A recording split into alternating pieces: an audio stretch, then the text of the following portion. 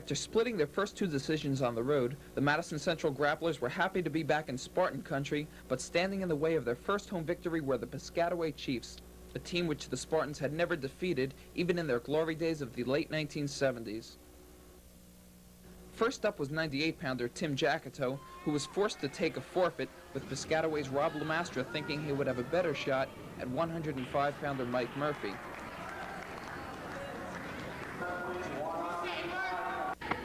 But the strategy got the Chiefs nowhere, as Murphy pounded Lamastra before pinning him in the third period, much to the satisfaction of the Spartan fans, giving Madison an early 12-0 lead.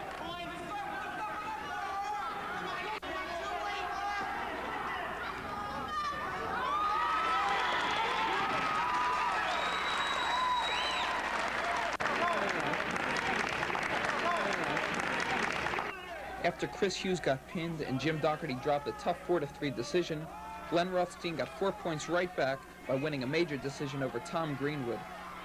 Rothstein dominated the entire match, only giving up 2 escapes, which eventually led to 2 of his own takedowns. Next up was Joe Bongiovanni, who picked up a quick 2-point reversal after a scoreless first period and held on to win by just that margin. Then came state champ Kevin Jackito, who used a front headlock and then a near-side cradle on Mike Panino to put 6 more points on the board for the Spartans. A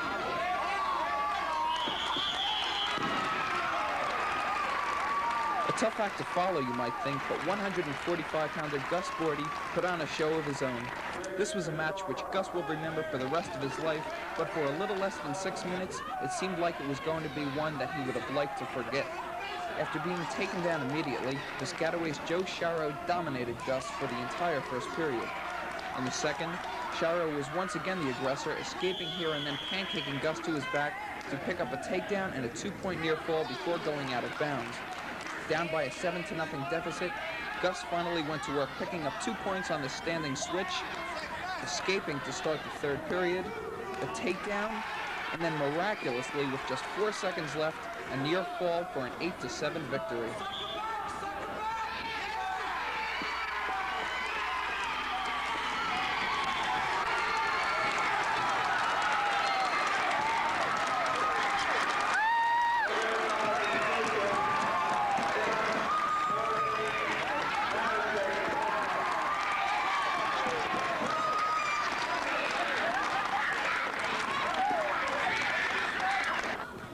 Indeed a great victory for Gus Bordy, but the fate of the team was in the hands of Rob Light, who needed just a win to assure the Spartans a victory. Rob didn't need any flashy moves or miraculous comebacks, but hard-nosed, aggressive wrestling helped him dominate his Piscataway opponent en route to a major decision which clinched the match for the Madison Spartans. After the match, I spoke to the hero of the day, Gus Bordy, who spoke about Spartan wrestling. Got better guys to wrestle every day in practice, and the coaching staff is really good. You know, the guys are a lot tougher and they push a little bit more, and there's a lot more team spirit on the team. That's what makes you go, and that's how I won today. It was for them. Right, let's talk about your match today. You were down 7-0, and you came back, and I believe the final score was 8-7? Yeah. What did that for you? Well, I looked at the coach, and he said desperation move, and I work on it every now and then. I just lifted up, and it was there. I was pretty lucky. The guy was really strong. I also spoke with head coach Ken Scott, who chalked up one of the biggest victories of his career. Exactly right, Randy. They've clobbered us over the years many times, and we were worried again today, but we caught them early, and we were hoping to roll up the points as we did, and we knew their upper weights were excellent, so we're very pleased with the performance, especially with the young team.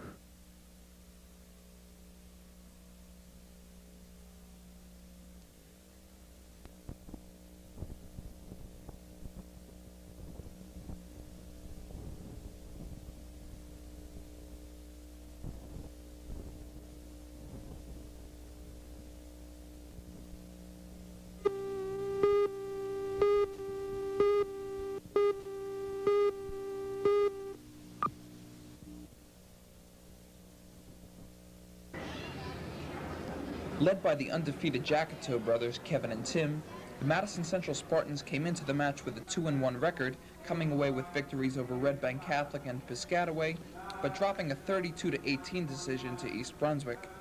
The only thing standing in the way of the Spartans' third victory of the year was Essex County powerhouse Hamilton East, a new addition to the Spartans' schedule. Tim Jacketow got the ball rolling quickly with a picture-perfect slip takedown, and then turning Jim Gunson to his back with a half Nelson ride after going out of bounds. Gunson was a fighter, though, refusing to give in, but with every bit of resistance Gunson gave Jacketow, he became more and more physical.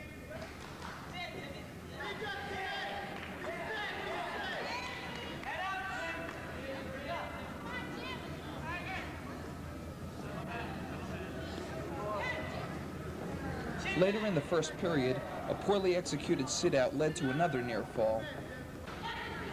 Because Gunson had a little more upper body strength, Tim decided to go downstairs with a leg ride that would help him out with the leverage. The change paid off as Tim's Hamilton opponent was pinned with only 1 second remaining in the match as the Spartans took a 6-0 lead. Next up was undefeated Mike Murphy, who has shown a lot of maturity on the mat in this his senior year. Murph caught Mike Laird with his head down just a few seconds after the opening whistle and sucked him right into a nearside cradle.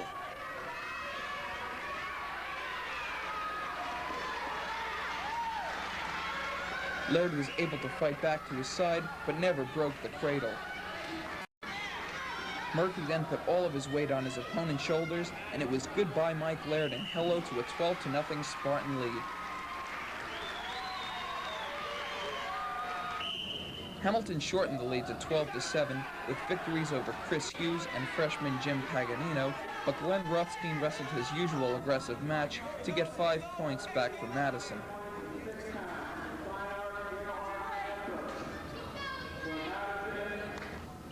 Rothstein, who has a very unusual wrestling style, scrounges points any way he can get them, and this 19-6 victory against Hamilton was no exception. The most disappointing event of the evening came when state champ Kevin Jacketow and 145-pounder Gus Bordy were given forfeits. It gave the Spartans a quick 12 points, though, and one more bout in favor of the Spartans would clinch a victory. For the second match in a row, the fate of the Spartans was in the hands of Rob Light. The hard-nosed Light, who has only 1 loss in 81, took a 2-0 lead in the first period, gained a reversal and a near fall in the second, and then pinned Steve Fan with a reverse half Nelson at 3:32 in the second period for a 35-25 Spartan victory.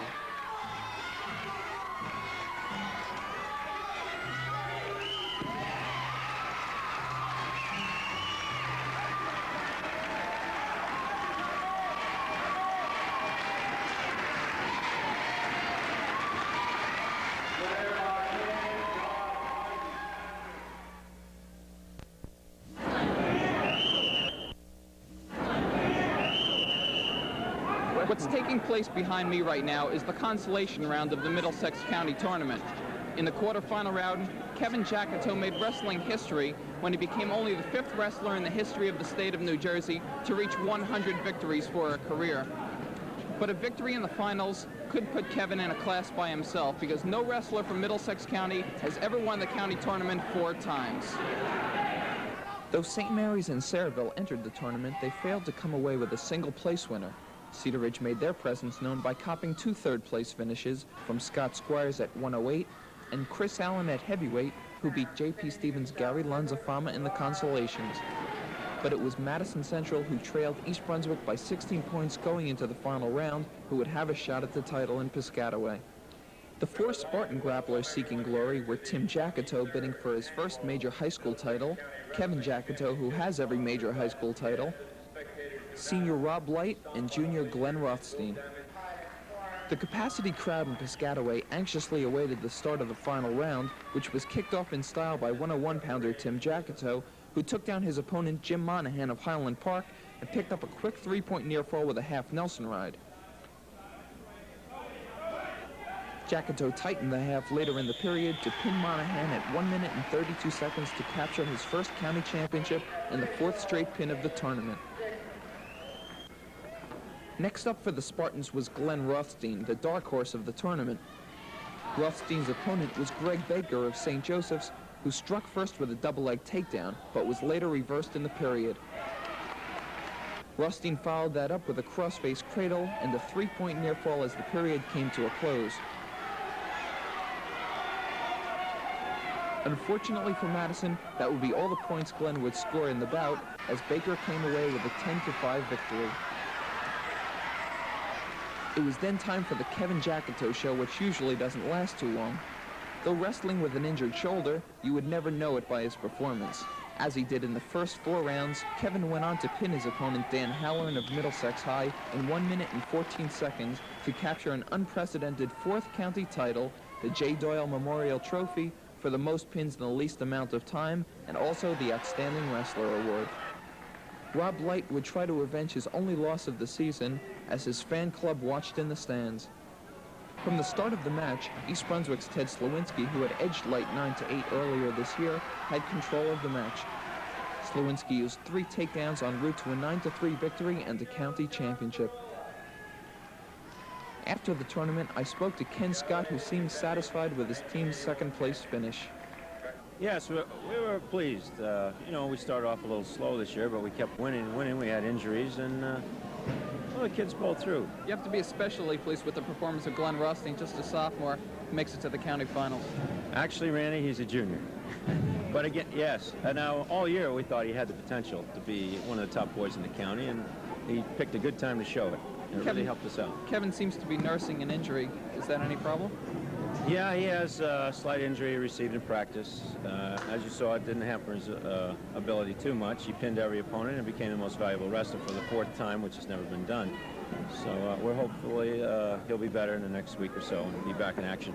Kevin seems to be very frustrated lately because of the lack of competition that he's had. Has it been frustrating him? Frustrating in a way, but as far as competition in this tournament, we were kind of happy that there weren't a whole lot of tough boys with the shoulder injury, which made it a little better for him. But again, towards the end of the year now, he will need the better competition. We'll have to try to adjust to that, give him a little more work. Because of that injury, was he trying to get off the mat as soon as possible this tournament? Certainly that would work to his advantage, but Kevin's a pinner. You see he's aggressive. He goes with that half Nelson pin, and hey, no matter what you say, he's going to pin the kid. It means a real lot. It's my last year at Madison. I really like to beat Cedar Ridge and see our rivalries across county. Does it mean more to you to win your individual bout or for the team? Oh, definitely the team bout. Definitely the team.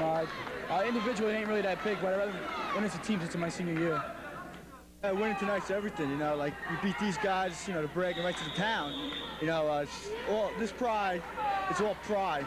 You know, that's all this match is, all pride. Who's tougher, you know, who wants to win, who's the best in the town, and we think it's us.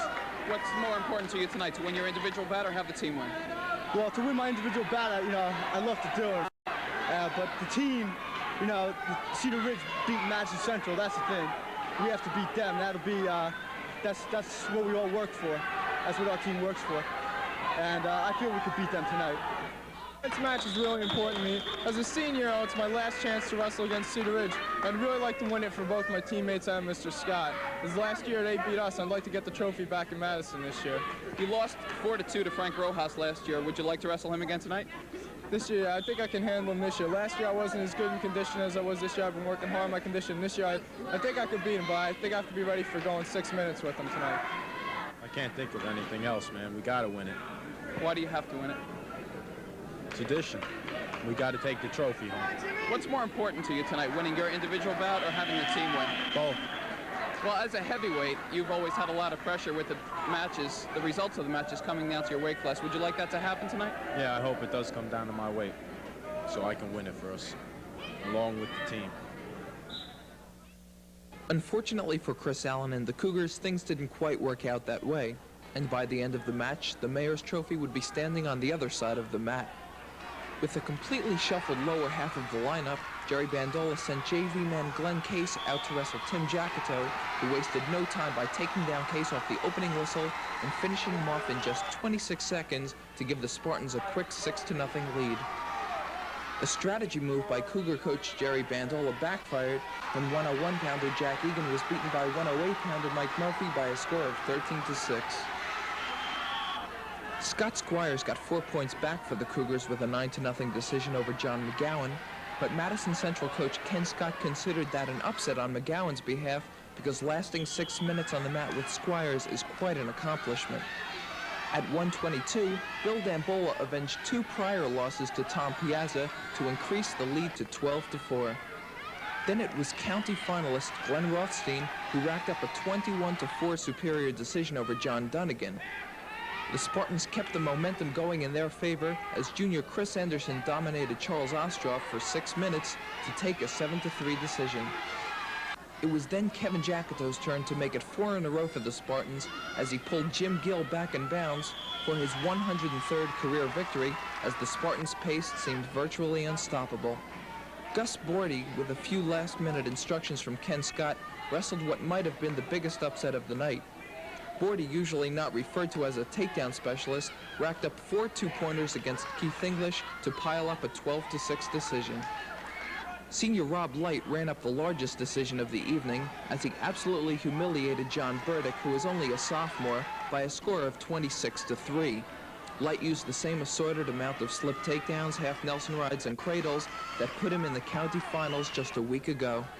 Gary Sherman was victimized by 2 stalling penalties as the Cougars' Frank Rojas could only manage an escape in the second period, but it was enough for a 3-0 victory for Rojas and a chance to gain all conference honors as he has now defeated every 170-pounder in the MCAC. Though the Spartans had the match under their belts, freshman phenom Fernando Rodriguez didn't let up any as he went on to pin Glenn Pant at 3 minutes and 12 seconds into the second period. It was then Chris Allen's turn to prove how much pride the Cougars had left in them, and he made it apparent that they had plenty when he pinned Ron Drogan in just 55 seconds to wrap things up for the evening as the Spartans walked off with the Mayor's Trophy and a 40-13 victory. In District 22, Cedar Ridge and Mattawan placed 3 wrestlers apiece in the final round. Jack Egan avenged an earlier loss to Raritan's Mike Tomasello at 101 pounds by pounding the Rocket Challenger for 3 periods for a 14-7 decision. Teammate Scott Squires picked right up where Egan left off as he met Mattawan's Charlie Fredericks for the 4th time in 2 years. Fredericks took the quick advantage with a first period takedown, but Squires didn't waste any time in the second period, putting away Fredericks with a half Nelson at 2 minutes and 36 seconds to capture his 2nd district championship in as many years. Mattawan's next entry was Rick Dean, who was pitted against St. John's Mark McGeegan at 115 pounds. It was just a week ago that the same pair battled to a scoreless deadlock. Though this bout was almost as uneventful as their first meeting, this was for the district title and somebody was going to have his hand raised. And when it was all over, it was McGeegan the victor by a 2-0 margin. The Cougars' Tom Piazza, a standout in the regular season, also fought his way into the finals, but was soundly outdistanced by Homedale's Tony Morello by a score of 13-6. As expected, Mattawan's Tom Griffa was an easy victor at 148 pounds, gliding through the tournament and capping it off with a 12-1 major decision over CBA's Mike Zito in the finals. Up in East Brunswick in District 21, Madison Central placed 4 competitors in the finals, starting off with Tim Jacketow, now sporting a perfect 24-0 record, who pinned straight through, including a 59-second performance against East Brunswick's Trevor Lewis for all the marbles. Mike Murphy then fulfilled his obligation at 108 pounds by taking 2nd place due to a heartbreaking pin in the finals against top-seeded Bob Martello of Hightstown. Next up for the audience's entertainment pleasure was the Kevin Jacketow Wrestling Roadshow, which continues to impress fans, reporters, and college coaches alike, but he's going to drive the statisticians absolutely crazy. Kevin's pin over New Brunswick's Mark Thompson not only gave him his 24th win without a loss this season, but the 108th victory of his career and his 4th consecutive district title. But the biggest story of the entire tournament was a Sayreville sophomore named Tony Viola. With a 6-11 record and unseeded at 122 pounds, a district championship seemed nearly impossible. Here's how he did it, though. First round, Viola pins the 3rd seed with 3 seconds remaining in the bout. In the semifinals versus the 2nd seed, it's 2-2 at the end of regulation time and 3-3 at the end of overtime, but the referee declares Viola the winner based on tiebreaker criteria set by the NJSIAA because of the most amount of takedowns. And seen here in the finals, it's Viola once again, a 4-3 victor, as he becomes the first Sayreville wrestler since Steve Skeletani in 1976 to become a district champion. Earlier today, I spoke to Tony between classes at Sayreville War Memorial High School. Tony, today's Monday, and you've had a couple of days to think about your championship. Has it all sunk in yet? Well, it's still a little bit hard to realize that, finally. I've never won a championship yet, and this is my sophomore. I think it's a great accomplishment for me, so I think it's pretty good so far. Prior to the tournament, did you ever in your mind think that on Saturday night Tony Viola would be a district champion? No, I had no idea at all. Even my coach had the doubts. We went in there with 3 seniors and a sophomore, and my coach expected my sophomores to do better than I did, and so did I. I thought I was going to go to the regions with, a little help, and Matt Pachkowski took 3rd, and, I'm just real happy, that's all. It seemed like you had everything against you. You were a sophomore, unseeded, a 6-11 record, yet you defeated wrestlers who boasted such records as 15-5, 18-3, and the fellow you beat in the finals was 12-1-2. That's a combined record of 45-9-2. Were you at any time intimidated by these wrestlers? A little bit, yeah, because they were 1st, 2nd, and 3rd seeded kids, but I guess I just wanted it more than them. I don't know if they were into it, but, I really wanted it. I wanted to show my coach that I could do it. I was capable of doing it, because my season was not that good, I had finished with a 6-11, and I wanted to see if I could just, impress my coach a little bit more for next season. It seemed like you built up momentum as you were going along. You seemed more confident with each round. Yeah, well, I couldn't go home a loser anyway because my little brother took 1st place in the Edison tournament, and I couldn't go home with anything less than 1st place. I just put it in my mind that I wanted it. After a 33-1 superior decision over Raritan's Mike Tomasello in the semis, Tim Jackito was literally given the 101-pound title when Freehold Township's Chris Wickowitz elected not to wrestle because of a neck injury suffered in the prior round. And with Jackito's awesome half Nelson ride, who could blame him? Following the forfeit, Mark Lynn of Manchester Township, who upset Cedar Ridge's Scott Squires in the semifinals, dominated Madawan's Charlie Fredericks for 6 minutes en route to an 11-2 decision. At 135 pounds, Madison's Kevin Jackito had a tangle with Raritan's Jim Keefe for the 4th time in his career. The first time they met, Jackito won 18-0. The second time it was Jackito again, 11-2, and the third bout, 10-2. This time, the defending 2-time state champion had a little trouble in the first 2 periods, re-injuring a previously separated shoulder in the process, but added a couple of near falls in the final period to rack up a 12-4 major decision and his 4th consecutive regional championship. Following Jackito was another state champion. He is Carrie Broad, who was pitted against East Brunswick's Antonio Toto in the finals.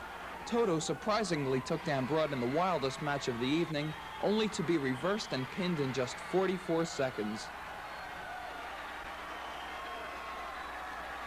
At 148 pounds, Madawan's Tom Griffa gained his bid for glory by defeating Dan George of Long Branch, but fell short against Joe Lowborn of Freehold Township by a score of 6-2 in the finals. After the finals, I spoke to the younger and more underpublicized of the Jackito brothers and asked him if standing in Kevin's shadow has ever bothered him. Nah, no it hasn't, man. He's a hard worker, and so am I, so I just feel that me and him are both hard workers, and we can both go to the States, we can both win it, so that's all I want. So you believe that you can win in Princeton this year? Yep. In the finals, you received a forfeit because of an injury to your opponent, but in the semis, you won by a score of 33-1. Now, I know you're working hard out there, but has it ever bothered you, or did you ever feel sorry for a guy in a match? I don't feel sorry for the guys, but if I'm down there, I'm hoping they'll feel sorry for me. But I just keep throwing him on his back, so I don't worry about the score until it's over, so I don't really have time to feel sorry for anyone. Okay, Tim, congratulations, and we'll see you at Jadwin. Thanks,